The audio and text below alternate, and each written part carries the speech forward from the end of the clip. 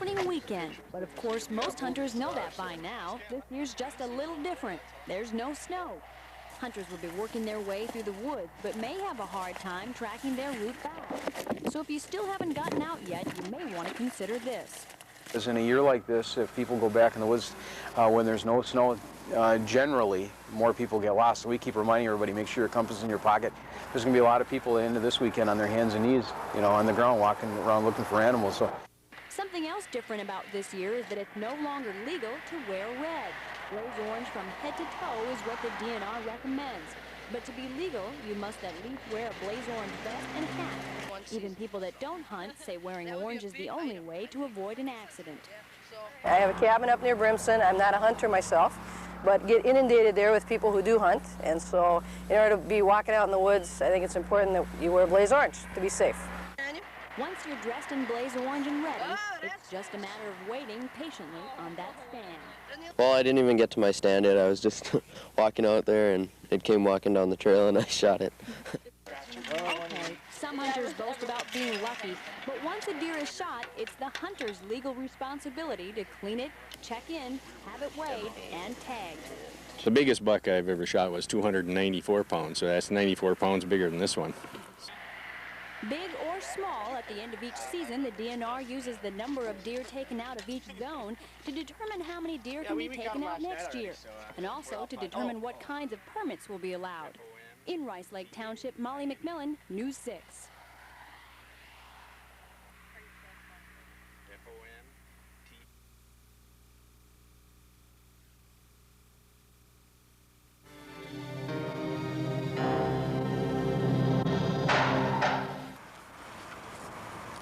On Wednesday afternoon, September 21st, a Duluth resident on Maple Grove Road had a visitor to her home who claimed he was doing a tree survey. He told her he was surveying the trees in her backyard and needed her to come with him and answer some questions. The victim went along but felt his conversation and questions were meaningless. She put up with it though because she didn't want to seem rude. In the meantime, another person went into the victim's house and searched several rooms. He found nearly $9,000 in cash. By the time the lady discovered the money was missing, both crooks were long gone.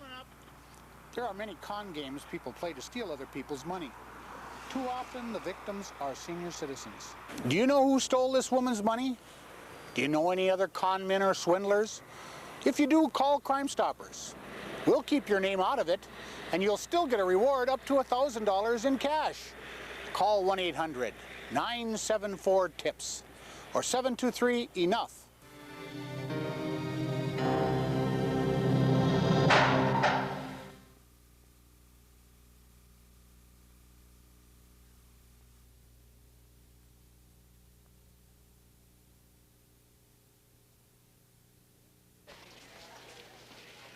Duluth's Juvenile Alcohol Curfew Offender Program, or JCOP, was designed to create a more effective punishment for underage adolescents who violate city curfew and alcohol laws. During its initial phase, officials intended to concentrate on high school teenagers and their behavior, but they found that the trouble exists with those just out of high school. We observed that this tremendous amount of irresponsible behavior between 18 and under 21. Most of which can be linked to alcohol. Almost all of the 479 total arrests occurred between the ages of 13 and 20. But alcohol-related charges among those aged 18 to 20 were responsible for 60% of that total. What's more, 70% of those alcohol-related arrests aged 18 to 20 were male. Officials say a good portion of the underage alcohol-related arrests are area college students. When we look at the statistics nationwide, 40% of all problems on campus are alcohol related. 28% of all those students who drop out of college drop out because of alcohol. Our numbers are right in there, as well as the other schools in the area. Those involved with the JCOP program have begun initial steps to provide treatment and education for those just out of high school. This would take the place of the usual fines. And some of those things are different than just a straight fine. We'd like to see some education, mandatory education classes for even first offenders and second offenders, and that one component is something that we're working on right now. So when a student has an alcohol violation, our plan is to, first of all, if they are a UMD student, bring them back to UMD and give them an education program. And if they have a second offense, they go back to the courts and go with the city guidelines. Even though the UMD offering is only a pilot plan, organizers are excited about the idea and hope that it will lead to less time spent drinking by underage young adults and more time in class. At the same time, Duluth police officers are hoping it will decrease the amount of time and energy spent dealing with the problem. In Duluth, John Jetta, News 6.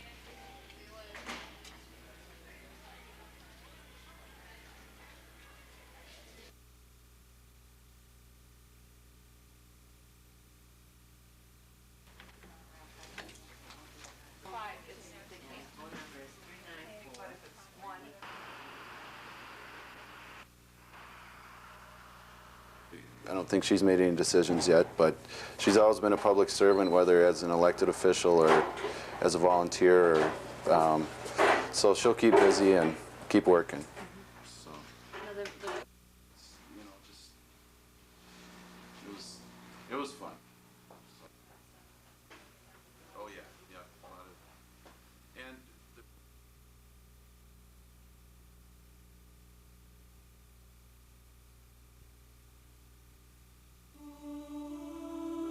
At 2:15 p.m. on November 9, 1975, the Edmund Fitzgerald left the Burlington Northern Dock in Superior. That November was very similar to this one.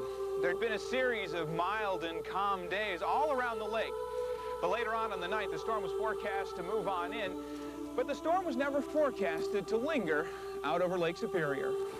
Weather maps from this time show a small low-pressure area slowly collecting itself in the Oklahoma Panhandle, percolating on an old front that had stalled out the day before. At 1 a.m., Captain Ernest McSorley of the Fitzgerald radioed that he was encountering 52-knot winds out of the northeast, but the ship was riding well. At 2 a.m., the Weather Service upgraded its gale warnings to storm warnings. Cold air in the upper parts of the atmosphere had been hauled out over the warmer lake waters, and the contrast in temperature was fueling a storm that now closely resembled a hurricane. Captain Cooper from the Anderson that was following the Fitzgerald, he said when they entered the eye of the storm, it was almost like a Hollywood movie. On the outside it was howling and the seas were high and it was gray and snowing, and they got into the eye of the storm, the sun came out, the winds dropped down, the waves dropped down. On the other side of the eye, the winds whipped around to the northwest and rose even higher than before. At 5 p.m., the two ships were passing south of Caribou Island with a following sea of 18 to 23 feet. The winds were running over 50 knots, with gusts estimated at 80 to 90 miles an hour. The storm was nearing its peak, and the Fitzgerald's distress was increasing. We know toward the end that the vessel was a slowly sinking vessel because it had a list, and then that list increased substantially. Between 5:30 and 6 o'clock that evening, McSorley radioed, "We're in a big sea. I've never seen anything like it in my life." At 7:10, a snow squall blotted the Fitzgerald from the Anderson's radar, and shortly thereafter, she slipped beneath the churning surface and into legend. And that evening, I heard a couple other ships talking about it. They said, "We think we've lost the Fitz." And I went down, told the old man, I said, "Cap," I said, "I hear a conversation about the Fitz being lost." And he says, "Well, I didn't hear that." Well, then a couple hours later, we pretty much confirmed that the Fitz was gone, So that was a bad one. A storm that had struck with twice its predicted violence. Out over the open waters of the eastern lake, the system hadn't moved away as forecasted. For 24 hours, it remained nearly stationary, unmovable over the relatively warm lake waters. George Kessler, News 6.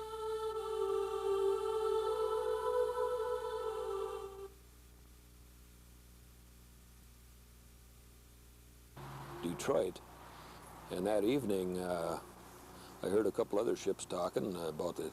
They said, "We think we've lost the Fitz." And I went down, told the old man, I said, "Cap," I said, "I hear a conversation about the Fitz being lost." And he says, "Well, I didn't hear that." Well, then a couple hours later, we pretty much confirmed that the Fitz was gone, So that was a bad one. A storm that had struck with twice its predicted violence. Out over the open waters of the eastern lake, the system hadn't moved away as forecasted.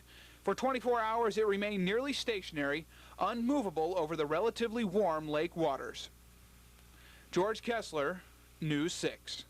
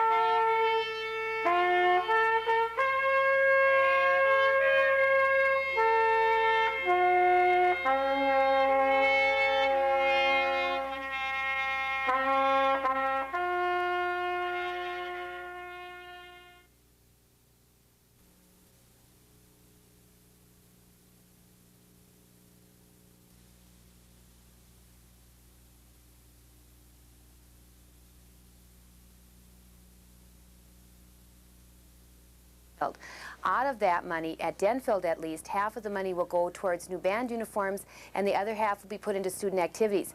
We've opted at Denfield to also put our money into a music scholarship fund for kids who want to participate in music programs.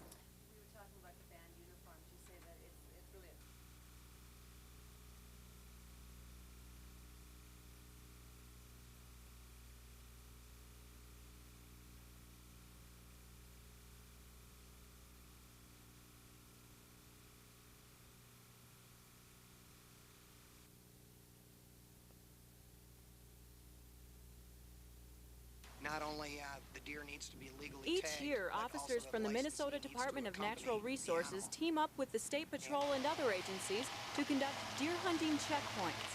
They're checking to see if hunters have the proper licenses and permits and making sure that firearms are being transported properly. Well, our goal is to ensure that all hunters in the state of Minnesota have equal opportunity to hunt, and we want to remind everybody that if you stay within the laws that Minnesota has designed, we will be able to offer that equal opportunity to everybody. There won't be somebody getting more or less because of the methods they use. Deer hunting checkpoints like this one are set up at varying times in different locations each year. This area on Highway 73 north of Kettle River was chosen because of the volume of traffic that passes through here during hunting season. This is basically a funnel for the people coming back from the Iron Range area, Deer River, and areas up to International Falls headed back towards the metro area.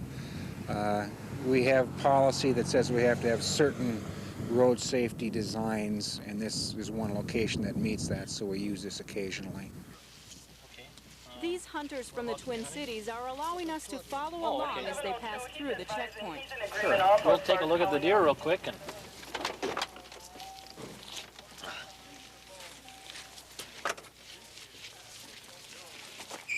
The deer they're transporting have already been processed, but the DNR officer is still checking to see if the hunters have the required tags. Okay, do you have the tag also with this one here? After displaying the proper tags and licenses, the hunters are asked to take their guns out of their vehicle so an officer can check and make sure that they're unloaded. We have a lot of statistical information where people are injured every year in the state of Minnesota on the discharge of a firearm that, you know, does injure someone. In the end, everything checked out okay for the hunters we tagged along with. And those conducting the checkpoint say they're pleased because hunters have been cooperative and they've found very few violations. With photographer Tim Berzina, Gina Katzmark, News 6.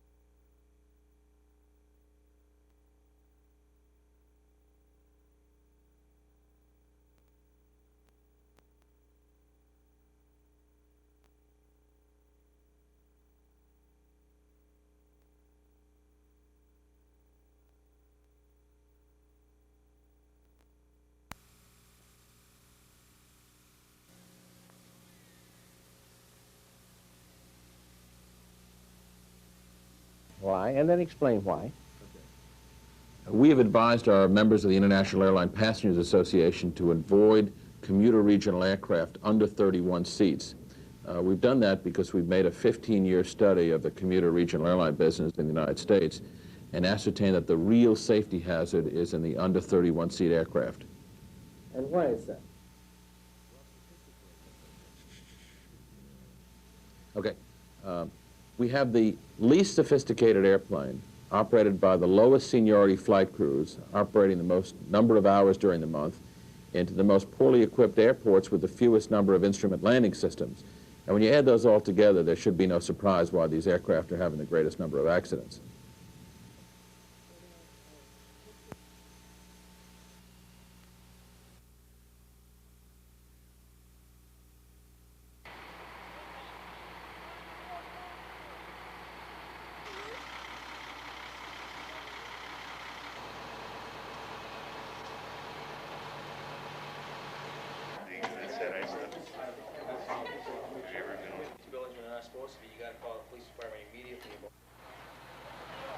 We respond as we normally would. We don't always know it's a vacant house fire until we get there.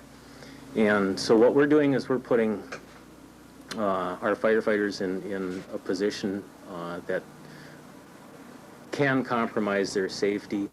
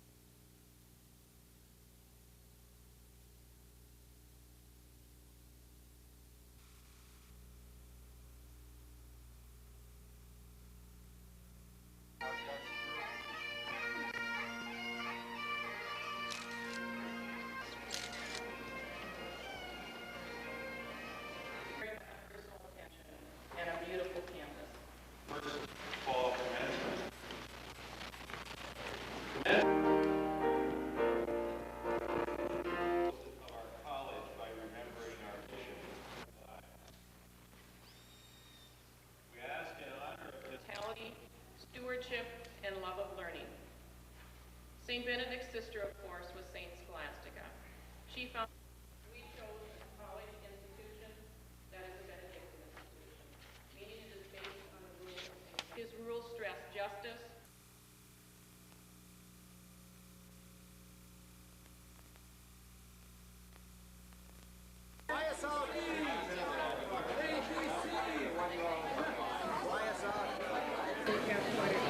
We had to circle around Minneapolis for a while and found out that it was all snowed in, so we had to fly here. We've been here, yeah, we flew in at 2 o'clock from California trying to get to Minneapolis, and they told us it'd be an hour wait here, and then we'd get back out, and then it turned into 2 hours, and then it was 3 hours, and then they finally were going to fuel our plane, but they ran out of fuel. So then by the time they got that reorganized and the Minneapolis airport was closed again, and then they said they were going to send out buses, and they couldn't get them out because of the storm. Then they finally got the buses out, and they said at the last minute, well, folks, we're going to try and do it off. This weather's getting better, so we're going to take you back to Minneapolis. So we all got settled back in our seats. And then they said, oops, I guess we're not going. We can't get the engines to work. It's too cold. What do you, This is the shortcut from Hawaii. We got landed in Duluth at 12:30. We stayed on the plane until 4, at what time they told us we could leave the plane, and then at 7:30 they finally told us that we weren't going to go anywhere. Some of us got confirmed on flights, but a lot of other people didn't, so I don't know. But we don't know what'll happen to our luggage.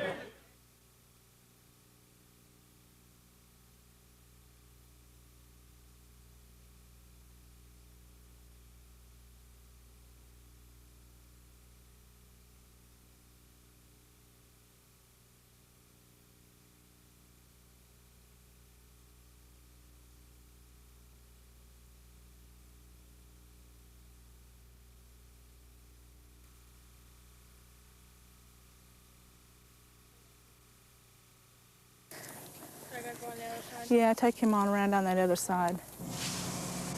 With a big farm, a son, a daughter, and horses, 34-year-old Tammy Millis has many to love and care for, but she'd like one more, a new baby.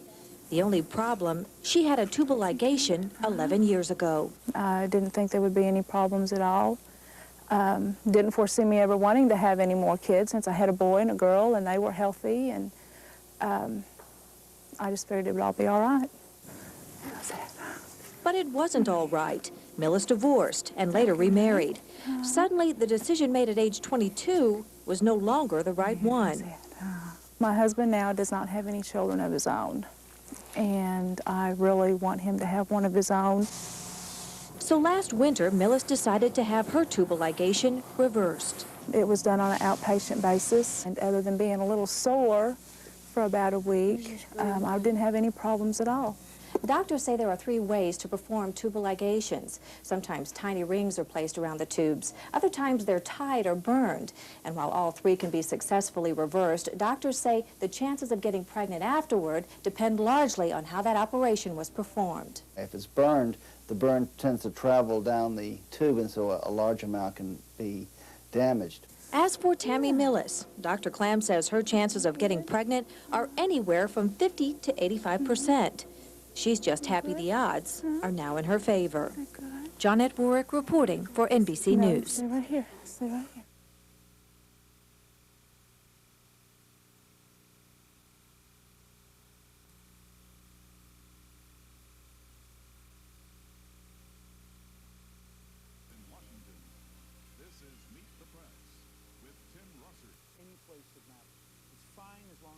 When you get to a serious problem with serious violence, the United Nations is literally incompetent, and it kills people by its behavior.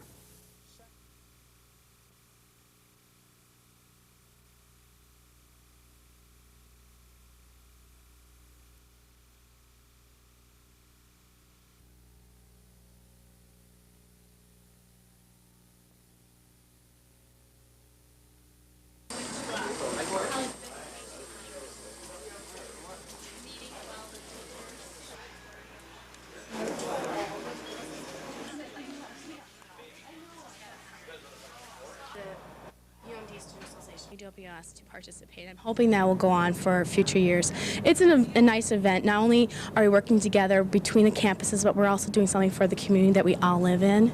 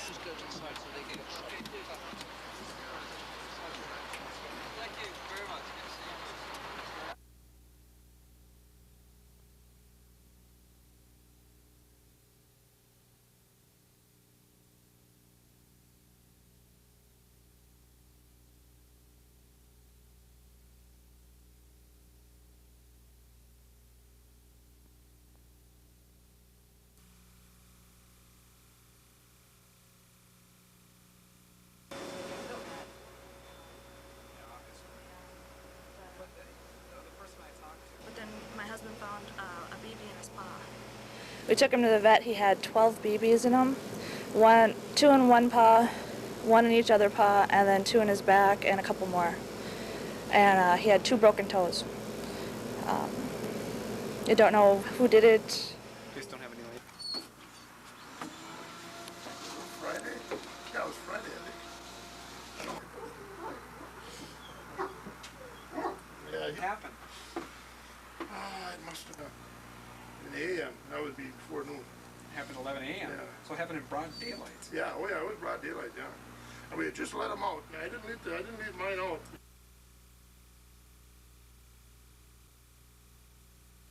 Companies, whether it's the pharmacies. I do know that it's women who are going to be hurt by this, and this distresses me.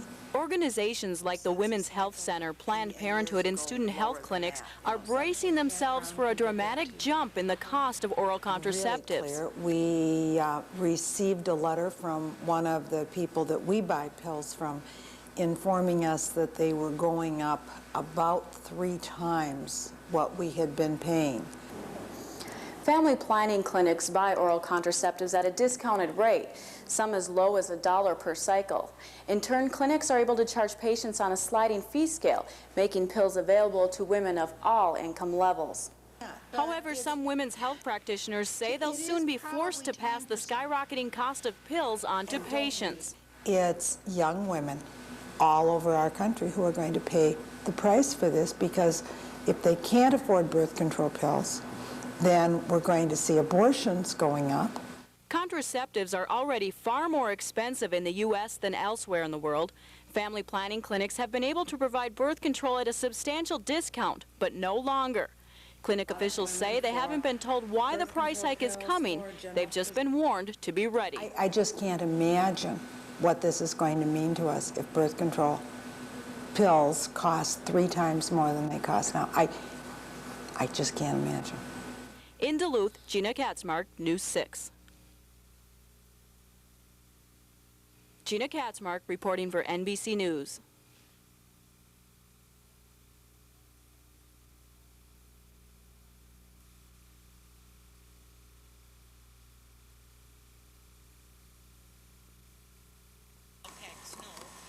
As far as temperatures go, the dogs like it cold because I'm not a sled dog, fortunately.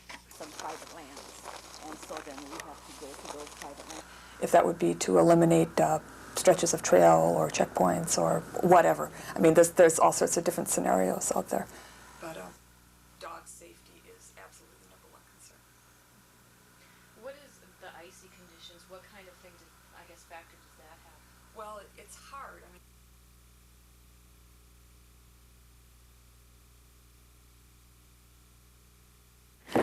a new city hall. $50,000 a year is what Mayor Herb Bergson says the city of Superior will save by moving City Hall to a new location. City government is paying too much to be here. The cost of being housed in this building is far, far higher than what it would cost to be in our own building. The mayor had pitched a plan to move City Hall to the old post office. That was defeated this fall. This time he says building a brand new complex is the way to go. The city pays over $100,000 a year to Douglas County to occupy their current home. By moving, the city would not only save money each year, but in 20 years would have the building completely paid off. Bergson says it would take about $1 million to build a new structure. Although it sounds good, City Councilor Ron Thorson isn't quite ready to embrace the mayor's plan. I work in the construction industry. If he thinks that they can buy property, build a new city hall for $1 million, I'd like him to put the $1 million up and do it so that we can see it all done. I don't think that'll ever happen. Most everyone does agree that eventually the city will have to be moved, not only to save money, but also because the county needs space to expand its jails. The county has to do something with the jail. They've been told by state officials that they have to do something about the jail. There are other public agencies that want to be in this building. The mayor will propose his plan to the city council on Tuesday. Opposition is expected, but opposition is what Superior politics is all about. In Superior, Ted Rollins, News 6.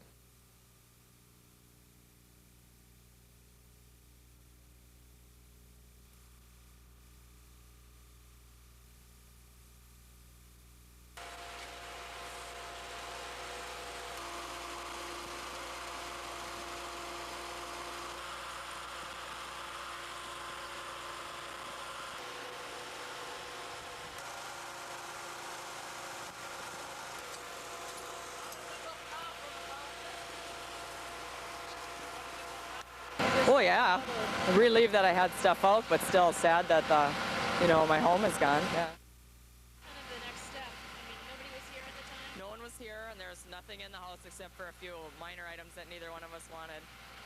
So I don't know. Call the insurance company.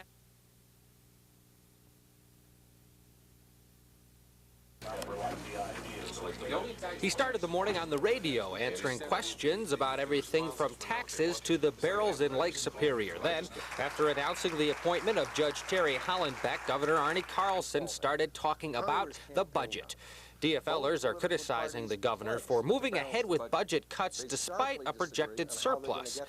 The governor contends that cuts coming from Washington will end up costing states big bucks, and Minnesota better be ready. The states will be expected to pick up a part of that burden. And I want to make sure that Minnesota does have a strong financial future, has a strong job future, and the way to do it is to make sure that we plan right now for it. After the budget, the topic of discussion turned to nepotism. DFLers are accusing Carlson of ignoring his ethical standards by helping relatives get jobs. The relatives in question are Andrew Davis, the governor's son-in-law. He works for the state health department. His sister-in-law, who's up for a spot on the Metropolitan Commission, and the son of Lieutenant Governor Joanne Benson, who works for the state education department. Carlson says it's just a political game by the Democrats, one that he is more than willing to play. That means Roger Moe's brother would be dismissed. It means Irv Anderson's brother would be dismissed. It means that Skip Humphrey's cousin would be removed from the bench. It means that a court administrator related to Governor Perpich would be removed. So if you want to go that route, I'm perfectly game to do it. Stay tuned. DFLers are proposing legislation to address the nepotism issue, and the state financial forecast is due out next Tuesday. In Duluth, Ted Rowlands, News 6. Do we really want to say that only one person in one family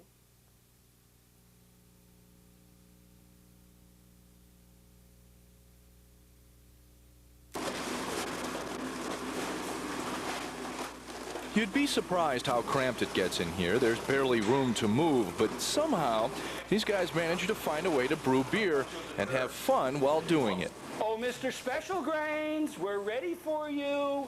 All kidding aside, running the Lake Superior Brewery is a serious business that started as a dream to homebrewers Bob Dromeshauser, Don Hoig, and John Judd. I don't know of too many homebrewers that don't have the dream to start a microbrewery. The process begins by mashing grains in what brewers call a mash tun. It's actually a converted piece of dairy equipment once used for keeping milk cool. Today, they're making special ale. Right now, this is an American version of an English pale ale. Traditionally, that will be a copper to reddish type color with a bitter aftertaste, slight bitter aftertaste on your tongue, and a nice hop nose, nice hop aroma when you smell into the glass. And when hot water converts the grains in the mash to fermentable sugars, the liquid, or wort as it's called, is sparged, hot water sprayed over the top. Then the liquid is drained off and pumped into the brew kettle, where the liquid, or wort, will be boiled. The brewing process lasts 12 hours every Sunday, and there is some downtime. Well, we're waiting. What I've got here are the bittering hops. The hops are the fruit of a vine plant. They will add a bitterness to the beer that will balance the sweetness that we've got from the malt. So I'm going to dump these in and stir them into the boiling wort. And once the liquid is boiled, it's cooled, yeast is added, and allowed to ferment until it officially becomes beer. The final step in the process is kegging the beer, which these brewers do themselves. The beer is then distributed to local bars and restaurants such as Sir Benedict's in Duluth, where the special ale is in demand. A lot of people are kind of surprised by the taste. They're used to the normal American beers, I guess is what you call them, the Coors and the Millers, and they taste this and it's got such a full flavor that they're kind of surprised, and then they come back because they like the flavor. And paying for their very own Lake Superior special ale at a tavern is what these brewers call a perverse thrill. Most home brewers, I think, have a dream someday that it'd be a lot of fun to have their own brewery. And some of us are crazy enough to pursue that dream. And as their dream is realized, their business expands. Lake Superior Brewing is moving to bigger quarters. Calls are coming in from as far as Grand Marais demanding this new brew. And why not? It's the kind of beer that leaves foam on your mustache and a smile on your face. That makes me want to grow one. I've lost my good name in Beltrami County because of this. A devastated Roy Martin feels racial bias kept him in jail falsely accused for 7 months in Bemidji. He was arrested and held on what many trial experts call the flimsiest evidence they've ever seen. There was no physical evidence, and he didn't even come close to matching the description of the attacker given by the victim. He would eventually be acquitted of sexual assault, but he says his situation proves racial discrimination is rampant in the Minnesota justice system. And you can get a native person with a similar charge. I mean, almost identical. The white person will be out in a matter of hours, and the Indian winds up staying in jail. In another recent case, Todd Goodwin was shot to death in this East Hillside home. Later that morning, William Gumtow was arrested. His gun and bullets were discovered nearby.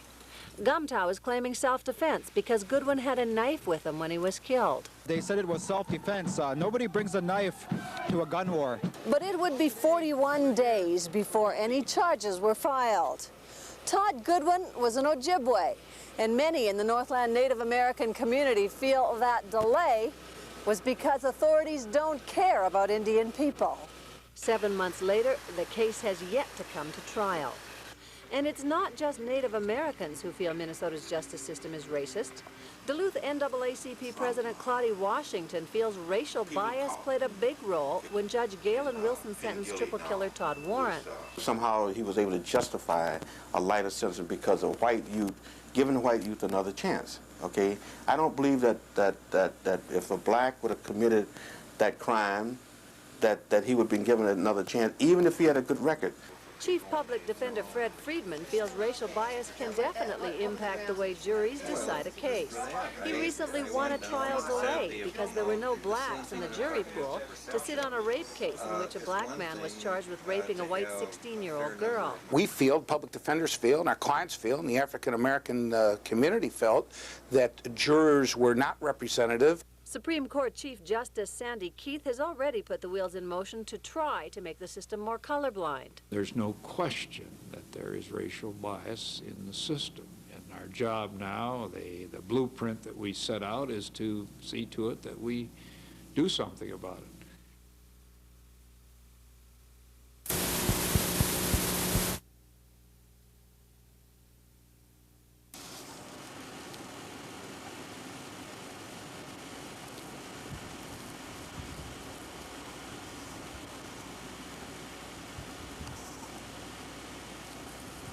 Sleeping in the middle of the night, what somebody's chances are of walking out of something like that? Well, you won't wake up from a fire.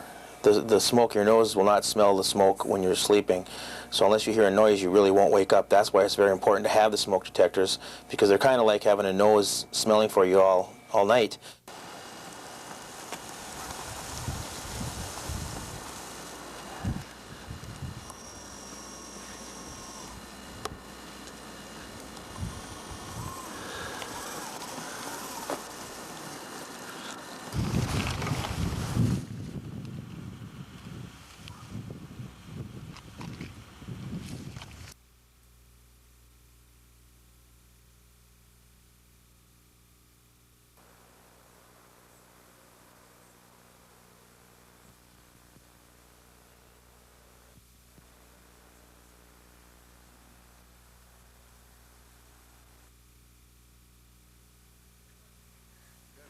Are you guys already filmed?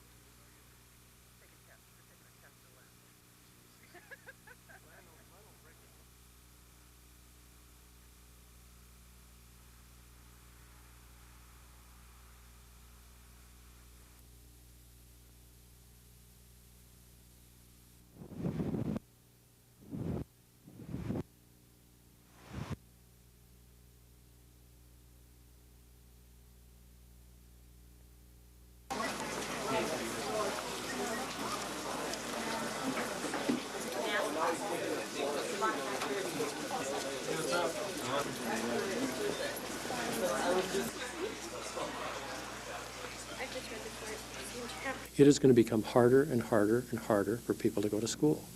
And it is going to be something that only those individuals that have resources beyond their family are going to be able to afford. That's a great disadvantage to this country.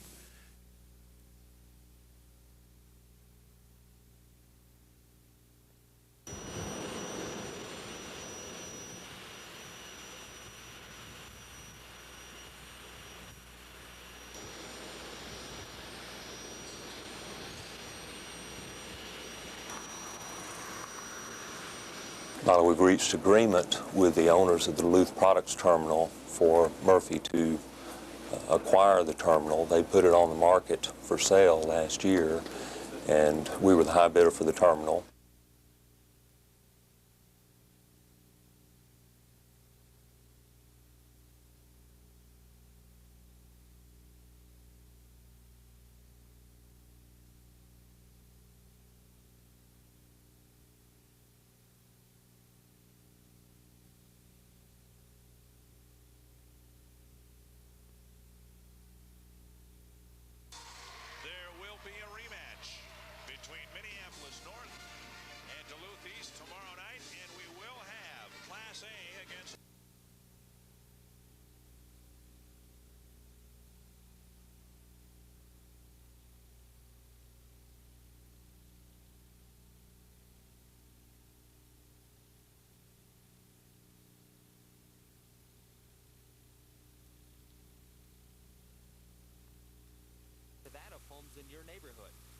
compared to recent sales in the area.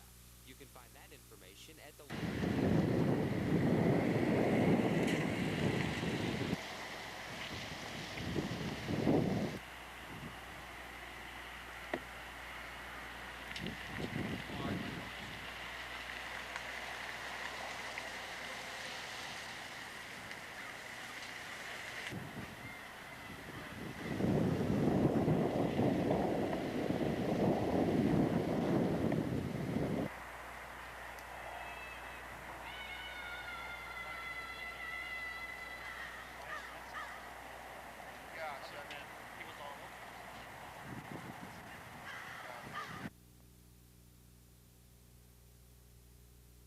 on how to redesign local government and the possibility of putting together a metropolitan government.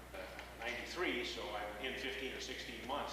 And for Duluth to move forward, leadership has to be willing to go and to do that and to be a positive, particularly as government works. And as you know, Gary Doty has been on the public payroll for 25 years. He has been in public life as an elected official for almost a quarter of a century now.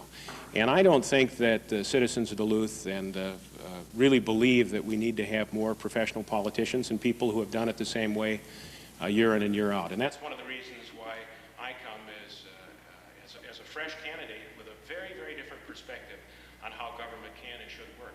People who have been part of the government for many, many years don't have... Yes, and who would know my brother. Dale Williams has spent the last 2.5 years in prison for multiple counts of felony child sexual assault. He says he's paid his dues and now deserves another chance. He admits that he sexually assaulted 4 little girls while he was living in Hibbing. I'm a sex offender, child molester. I'm not proud of it. I'm scared. I will be. I'm a marked man for the rest of my life. I try to bribe young girls, you know, under the age of 10 with candy and money. On Monday of this week, Williams was released and moved into a halfway house in Duluth. His only time restriction is that he must be in his apartment by 1 a.m. The fact that he's living in a neighborhood filled with children has some people very concerned. Well, my biggest concern is that the number of kids in the hillside, and our number one concern is the safety of the kids. Under current Minnesota law, neighbors don't have to be informed when a pedophile moves in. But those who support neighborhood notification point to the high rate of repeat offenses for pedophiles. We have tried to rehabilitate these people. It just isn't working, and if you're going to have a child molester get out into society, I think everybody in the area should know about it. In a letter to Channel 6 News, Williams told us his counselors believe he will reoffend. You said in your letter to me that the people at Mesabi Work Release and your parole agent think you're going to do it again. They think you're going to go out and attack and assault another child. Right. What do you have to say about that? I say no. It's No not what? right. I'm not going to do it again. I am going to keep my promise. I'm going to be determined. I'm going to be in treatment. I'm going to take my medication. Williams' probation regulations say he can't go to the library or the zoo because those are places frequented by children. But those regulations don't say anything about him hanging out at playgrounds like this one, just 1 block from where he now lives. But Williams says neighborhood notification puts sex offenders in danger. It's not right. It's not fair. That's endangering our lives.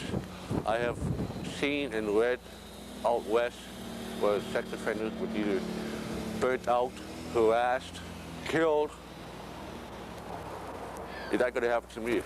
Dale Williams would eventually like to move back to Hibbing, but for now, he intends to stay in Duluth's Central Hillside and hopes the community will welcome him. In Duluth, Barbara Riles, Channel 6 News.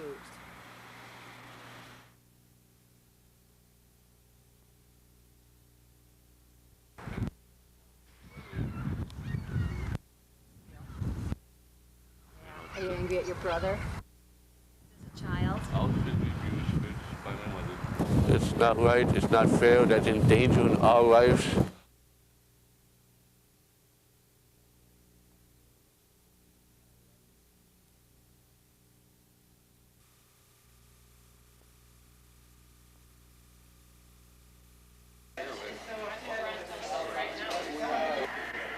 Oh, yeah, that's all right.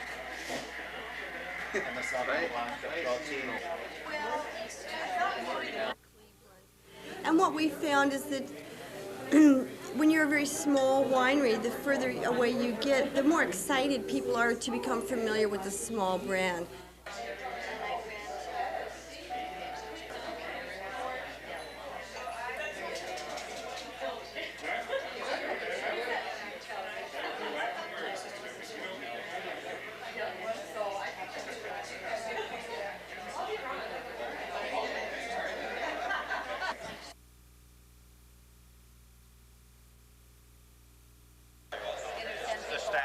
The staff will do what needs to be done from there.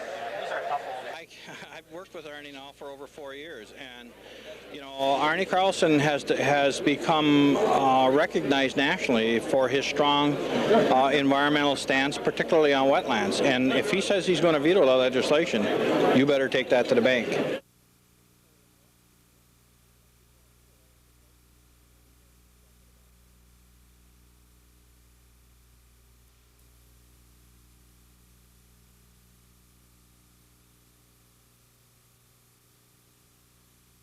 For the past year, students from area high schools have been meeting to create a community-wide multimedia campaign against violence. The Violence-Free Duluth campaign consists of radio spots, billboard ads, and TV public service announcements. The ads will be used to persuade kids to seek alternatives to violence. It makes sense for us to be paying a lot of attention to this, to the tragic thing that happened a year ago, and to what we can do in response to it. And the public service announcements and the billboards and the ad strips and the radio announcements you'll be seeing and hearing are designed to do that, are designed to draw people away, especially young people, draw them away from violence and show them that there's another way. Students from Central, Denfeld, East, and Hermantown high schools came up with 3 themes used in the campaign. They include Let's Stick Together, Bullies Have No Future, and Natural Highs Are Better. Students say it's time to put an end to violence. Well, I think the gangs are starting to settle down. People are starting to become their own person rather than hanging with a group. Family members of the 3 men gunned down 1 year ago say the Violence-Free Duluth campaign let them know that their loved ones were not forgotten. It makes me feel good that other people that are around me care about what has happened and that they're willing to do something about it.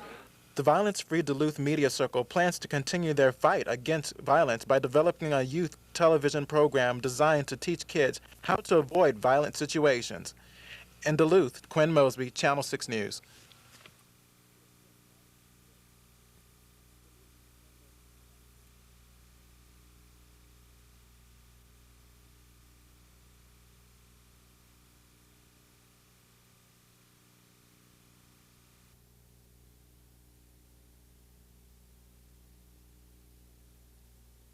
When the Reagan tax cuts were passed, under which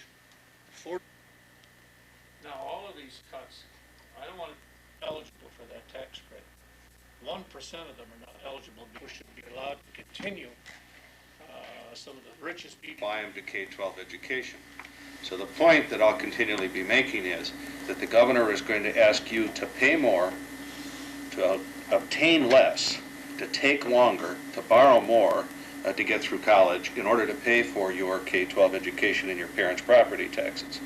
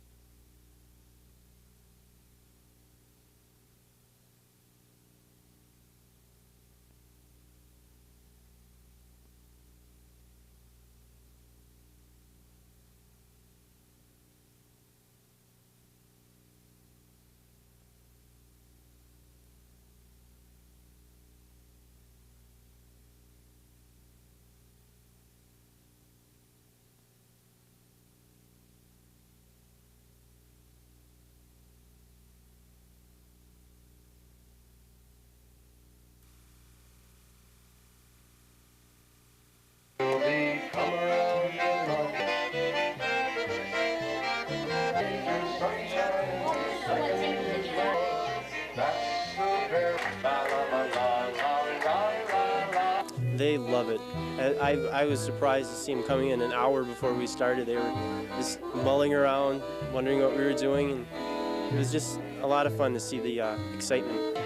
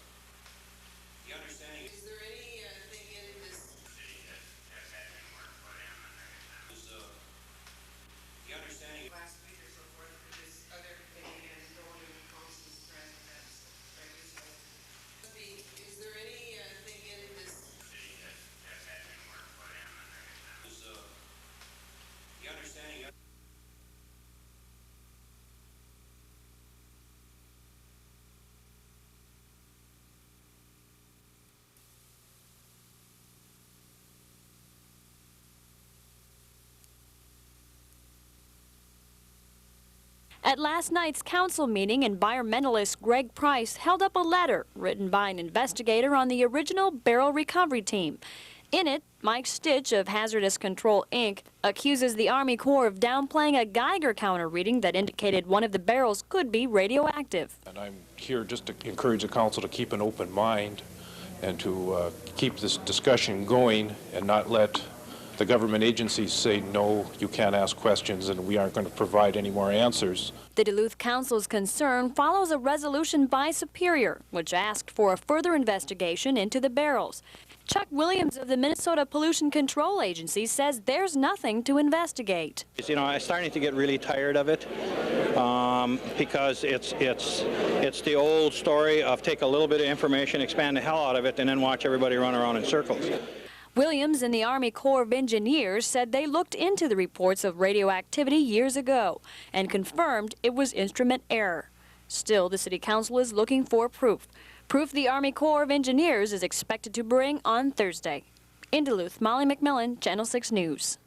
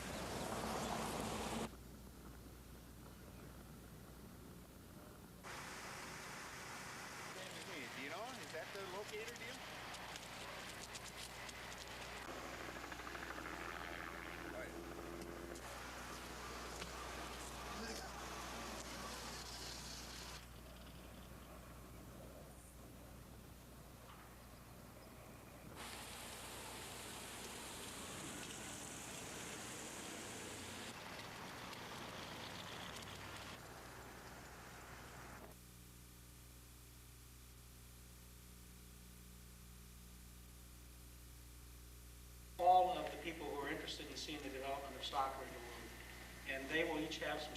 Just hold it up for maybe the. This is a hashtag. I'm really appreciative of that.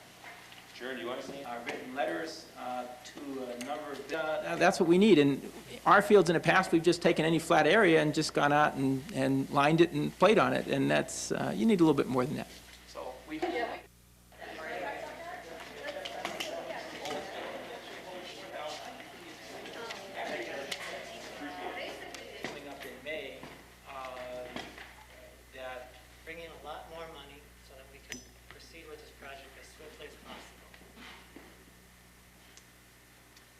Any questions that anybody has?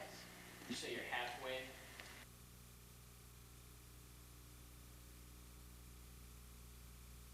What we can do is let people see us when they drive by, see the posters.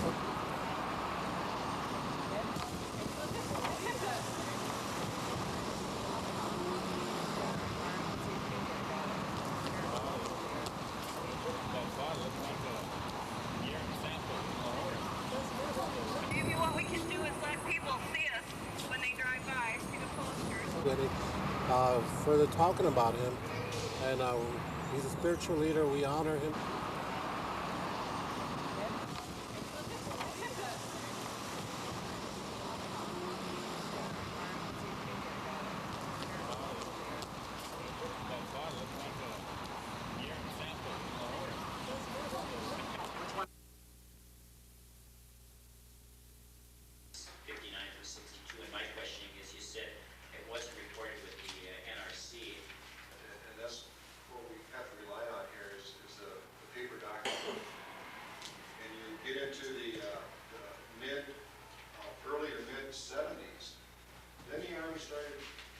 Nobody's saying to bring up all 1,400 plus barrels, but we need an accurate sampling, and for the Corps of Engineers said 40, 50 barrels from all representative sites should give us an accurate sampling of what was in those barrels.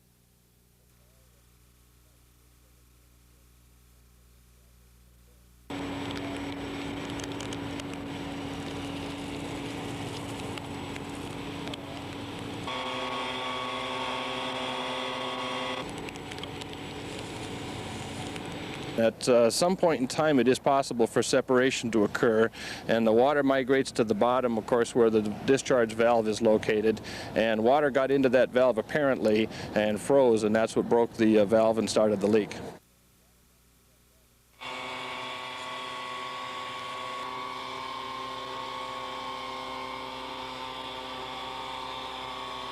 The remaining concern we have after they pumped out this oil and the water is to determine if there was any downward migration.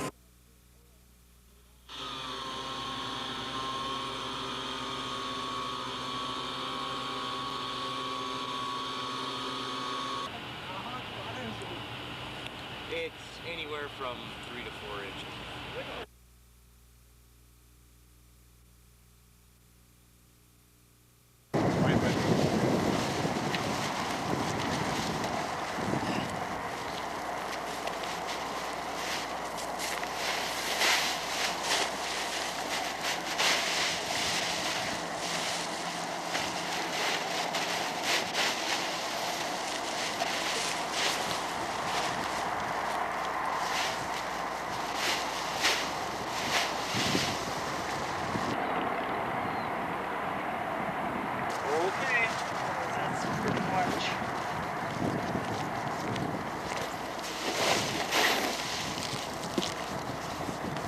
Already, Rod.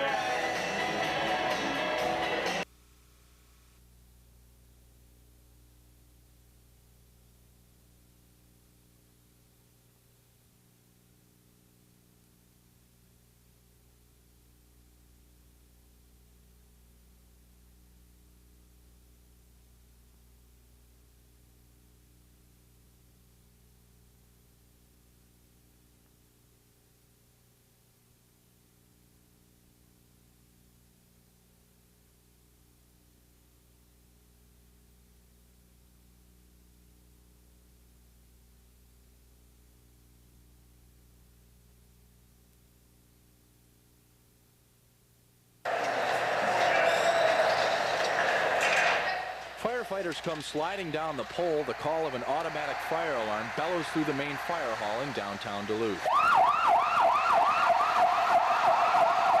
Daughters of firefighters see firsthand the excitement of their father's job, but most fathers here want their daughters to know it's not all flames and glory.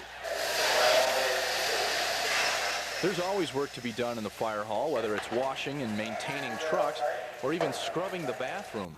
I wanted Carly to come and see what I do during the day, and she was excited about getting out of school, but she found out there's a lot of work to be done here, and she was sweeping and vacuuming and helped me make my bed. But there's plenty of excitement too, the highlight being a ride in the bucket of this tower ladder truck. Daughters rose high above the fire station for a good view of Duluth. We're looking at a nice view? Yeah. We can get it much nicer. No, that's okay. But in a profession dominated by men, there are just 3 women in the Duluth department. Most of these girls say they probably will find other careers, but some say they might like to try firefighting. Well, I think I might want to do it because it seems kind of fun and it'd be a good challenge. In Duluth, Bill Lund, Channel 6 News.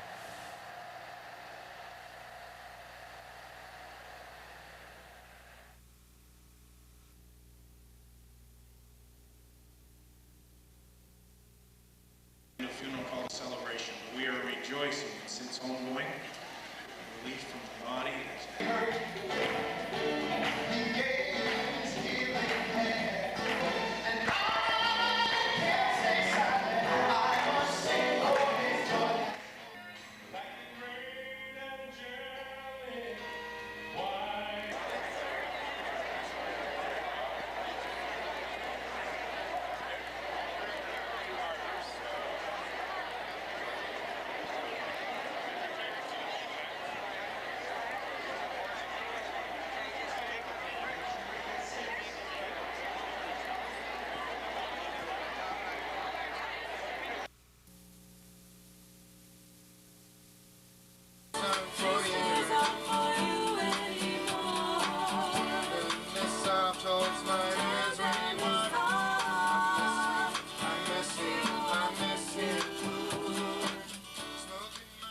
I suppose that ever since every little kid has ever seen a video or seen one of their favorite rock performers playing, they've always wanted to do that.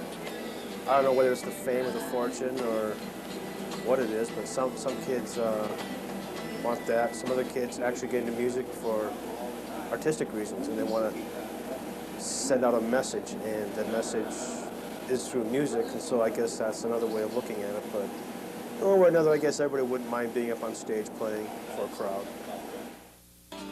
I look into your eyes and something stirs inside of me. I hold you. I've seen kids, form up bands and practice, for a month or so and play parties, garages, basements, out in the back porch, anywhere they'll play. There's an urge to play, and if they can find an audience, they'll play. For free, for food, for whatever, they'll play.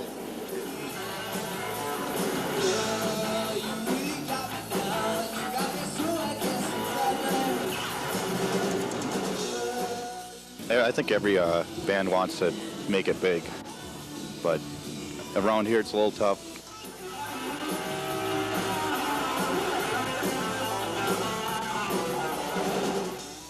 But to me, it's not really about the money. It's about just being able to play. I know that sounds really cliched, but it's what it is for me. I like to play my guitar.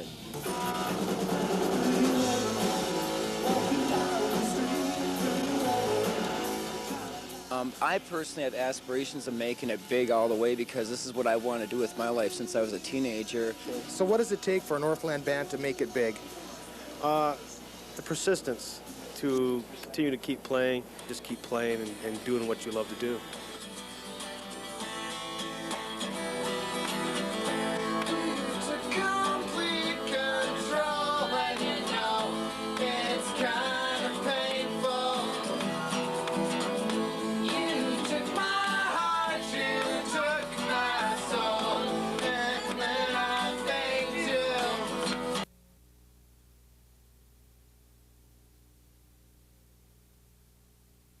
I'm Tom Brokaw. Tonight, affirmative action.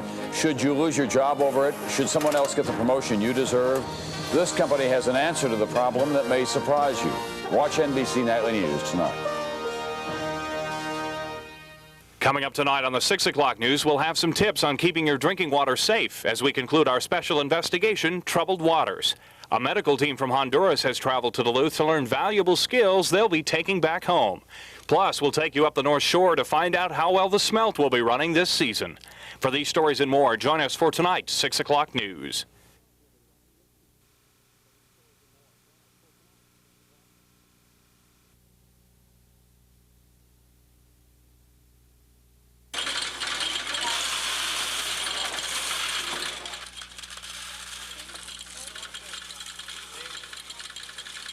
We had one student come in with $6 who said he was saving this for his bicycle, but he could start saving again. We had students empty their piggy banks. We had students bring their savings. It was just all-out effort, I guess.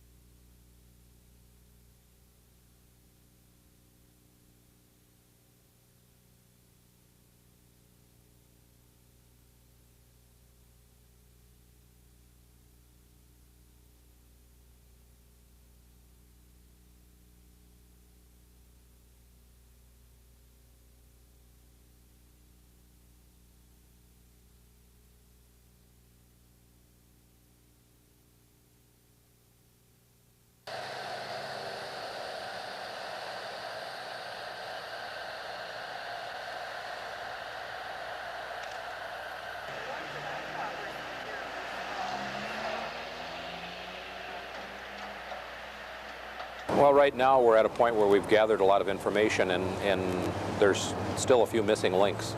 And what the biggest help for us at this point would probably be some citizens that have seen something again.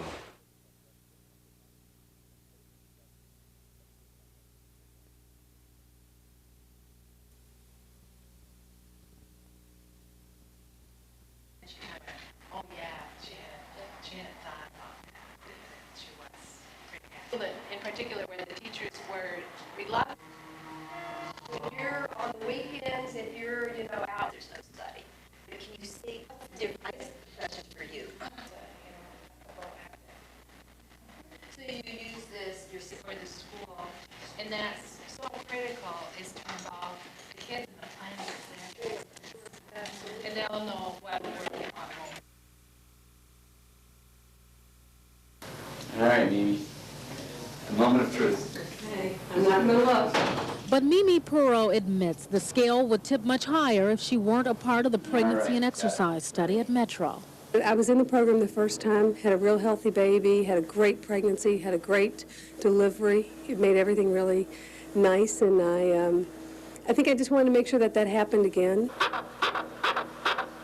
Just like it's a good idea to stop smoking, I think it's probably a good idea to start a physical activity program before you get pregnant. I think Dr. James Clapp, the study's director, says it appears to be helpful to mother and baby. they go into labor on schedule, they have less need for medical intervention, they gain less weight, they lay down less fat, and they recover more quickly from the pregnancy. Mimi comes to Metro once a week, where she spends 20 minutes on a treadmill while doctors monitor her oxygen intake. Mimi then continues an exercise program at home. I have a treadmill at home. Unfortunately, I have to. But if the weather's nice, I go outside. The hardest part for Mimi seems to be following that diet. They're not going to like the idea of those 10 cookies on the way here. However, they were vanilla wafers.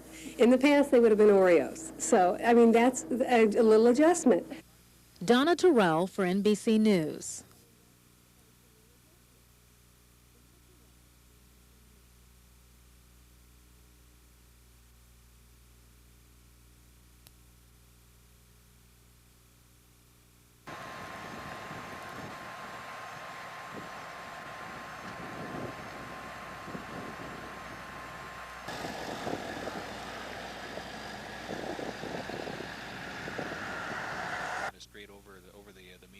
We're not sure at this time about if they were attempting to make a pass, actually, or if, other circumstances exist. We're not sure at this point.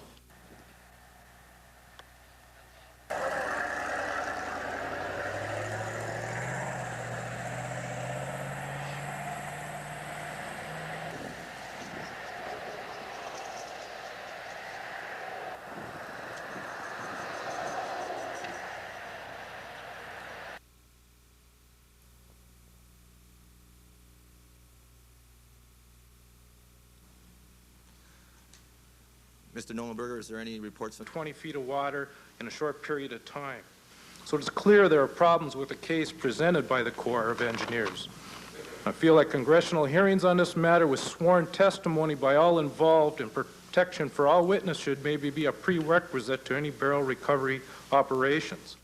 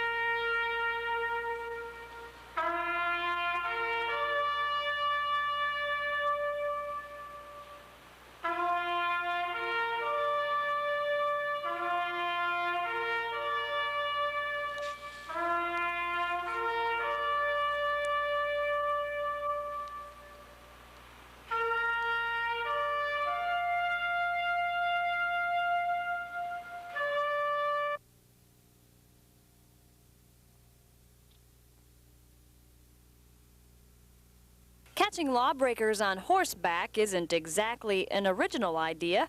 It goes back to the days of gunfights and tumbleweed. But Duluth officers Jim Rose and T.J. Davis say it's a method that still works in the 20th century. Part of it is that it offers us a chance to really talk with people. They like to come up and pet the horse, and so it's an advantage to us so we can get closer to the crowds. Right, buddy? Right, buddy? Yeah. Jiggies. Sugar Bear and Jigs like people. They don't mind cameras or photographers either. Rose says that's why they make good police partners. They feel more comfortable coming up to us. It's not the squad car. There isn't a wall between us. They can be 10 feet away or they could be right on top of us and feel like they could talk to us. You might think because they're on horseback, the mounted police aren't going to be as quick at making an arrest. But that's a misconception. Police say horses can be pretty intimidating to someone who's just broken the law. Usually what will happen is you can get up alongside of them, they'll see you, and they'll be so stunned because the horse is next to them that they'll stop. They don't think about taking off on you. But their function isn't just to give out tickets. In fact, Officer Rose says the patrol marks a good year by not issuing tickets at all. We're not really out there trying to make arrests. We're out there trying to solve the problem before it happens. In Iron River, Molly McMillan, Channel 6 News. I threw her off. I had the answers. And Well, I wrote down a few things that I had questions. It's like, how it slips when I... Well, why personally did you get involved?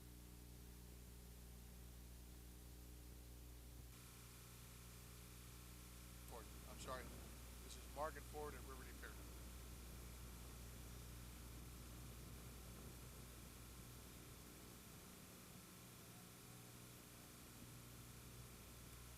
This is Broadway of River Repair. Broadway of River Repair. Broadway of River Repair.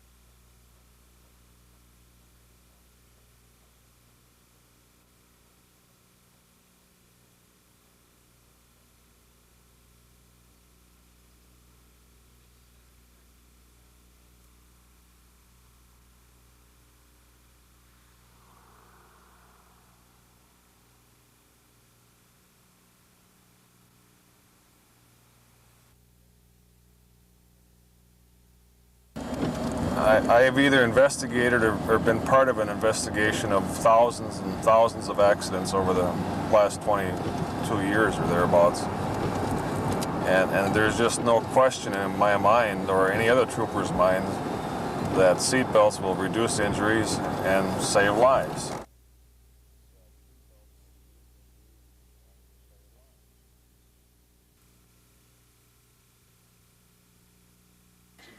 He assumes there are some assets there. He issues them the power to make that which seems impossible, possible. Water when the water is stirred up. And while I am making my way, some lost contact with his ability to be resourceful. Do you want to be made well? Do you want to be healed?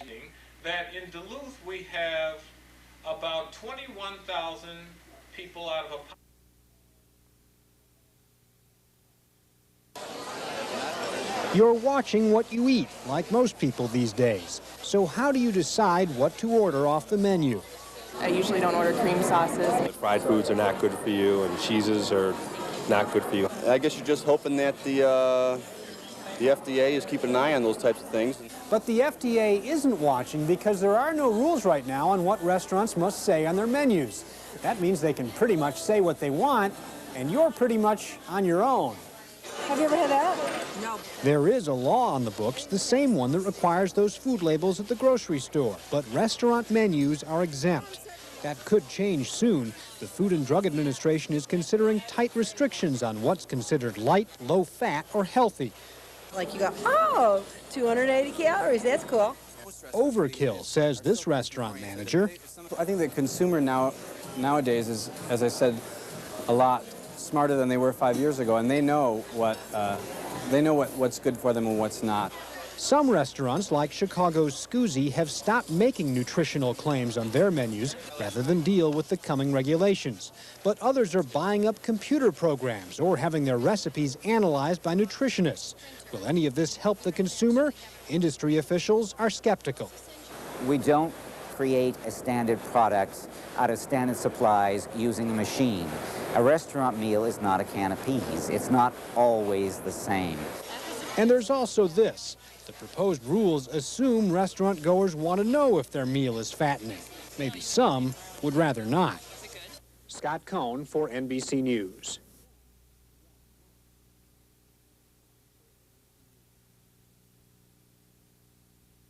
Oh, really? Yeah, I mean, I think I'm talking in people.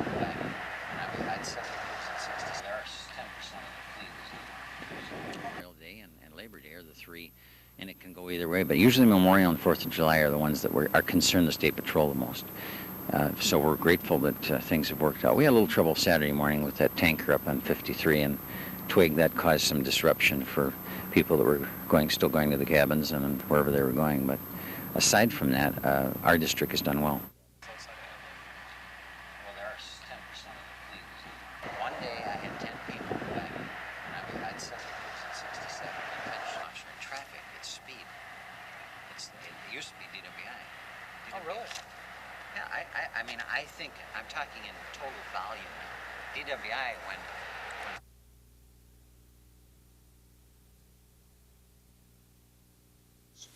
the idea being that it will be an incentive for them to reduce the amount of material that they put into the particular bag that goes out, more of it going to recycling.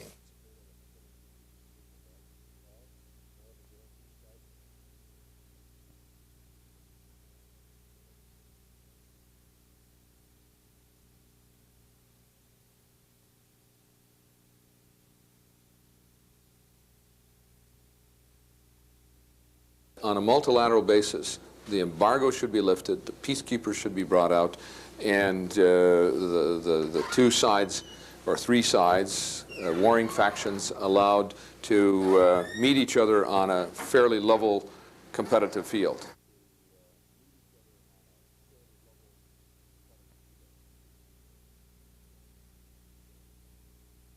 He did the old soft shoe. He jumped so high. He jumped so That all of the activities of Bayfront that the DEC is involved in and that the city of Duluth is involved in that we put on are absolutely free. It's something that we believe that the community wants.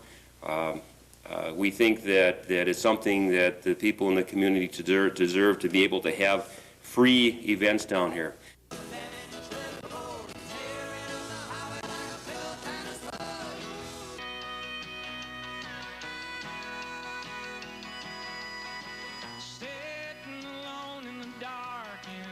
Wasting my time in the park 'cause I got nowhere to go.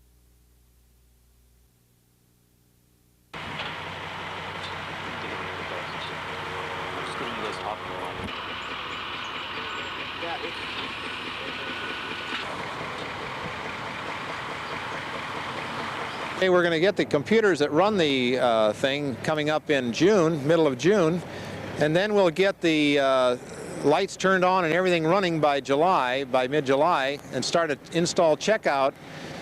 Take about a month, and then by August 18th, we should see our images coming in here.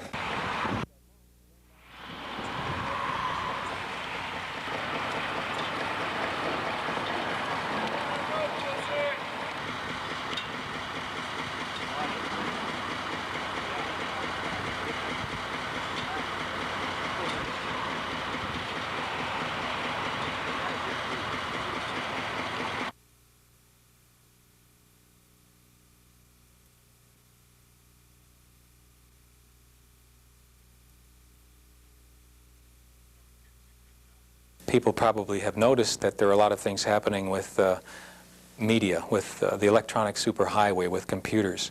That's going to become more and more an important part of our lives. But it's also going to be important for